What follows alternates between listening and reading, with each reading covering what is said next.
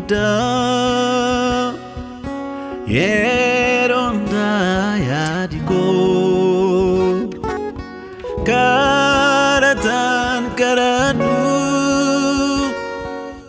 dura keet Waaqa koo Fedhi inni guddaa yeroo hundaa yaadi koo kadhataan kadhadhu dura keet Waaqa koo mana kee keessa jiraachuu bara koo mana kee keessa jiraachuu bara koo abdii kee keessa jiraachuu bara koo abdii kee keessa jiraachuu bara koo yaada kee keessa jiraachuu bara koo yaada kee keessa jiraachuu bara koo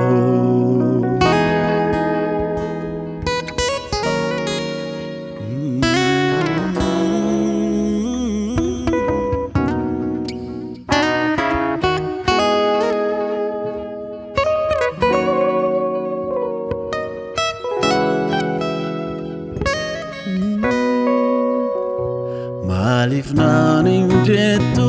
deebii argateetti lubbuun koo sababa quubsaan si jiraatti ulfina kee arguutu nama boqochiisa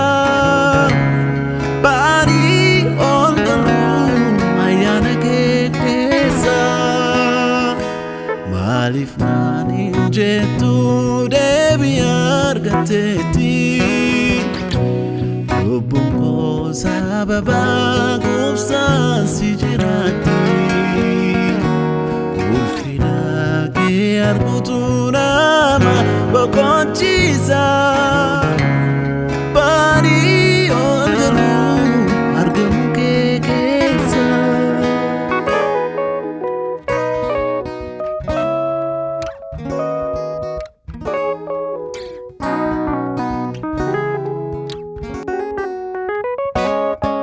Iddoo biraa guyyaa kuma dabarsuurra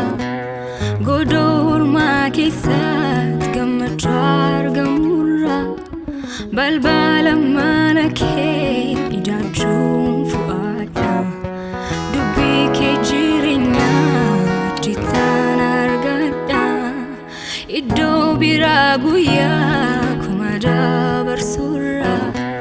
godormaa keessatti gammachuu argamurra balbala mana kee idaachuun fu'aadha dubbii kee jireenya jitaan argadha eenyuun nagaa argate eenyutu boqote kan baay'ee si dhiisee dugda sitti gaate yeroof waan toltu namatti fakkaatu yoo burqaa quufaan qabne deebuu yeroo hundaayyuu eenyuun nagaa argate eenyutu boqote kan baay'ee si dhiisee dugda sitti gaate yeroof waan toltu namatti fakkaatu yoo burqaa quufaan qabne deebuu yeroo hundaayyuu mana kee keessa jiraachuu bara koo mana kee keessa jiraachuu bara koo abdii kee keessa jiraachuu bara koo abdii kee keessa jiraachuu bara koo yaada kee keessa jiraachuu bara koo yaada kee keessa jiraachuu bara koo bara koo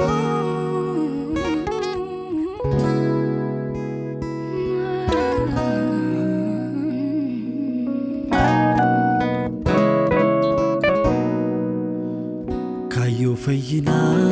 qabda, kayo jaalala qabda, kayo araara qabda, Yesuus ati anaaf. Kayo jiraata qabda,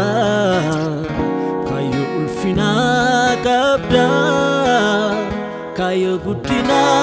qabda, Yesuus ati anaaf. Kayo fayyina qabda, kayo jaalala qabda, kayo araara qabda, Yesuus ati anaaf. Kayo jiraata qabda, kayo ulfina qabda, kayo guddina qabda, Yesuus ati anaaf. Fayyisaa koo, qoricha koo.